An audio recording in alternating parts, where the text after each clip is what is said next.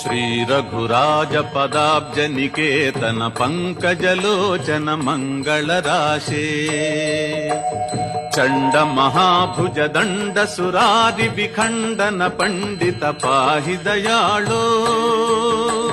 पातकिनं च समुद्धर मां महतां हि सतामपि मानमुदारं त्वां भजतो मम देहि दयाघन हे हनुमत् स्वपदाम्बुजदास्यम्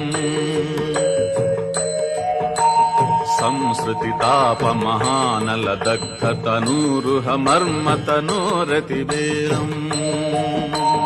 पुत्रधनस्वजनात्मगृहादिषु सक्तमतेरति किल्बिषमूर्ते केनचिदप्यमलेन पुराकृत पुण्यसुपुञ्जलवेन विभो वै त्वां भजतो मम देहि दयाघन हे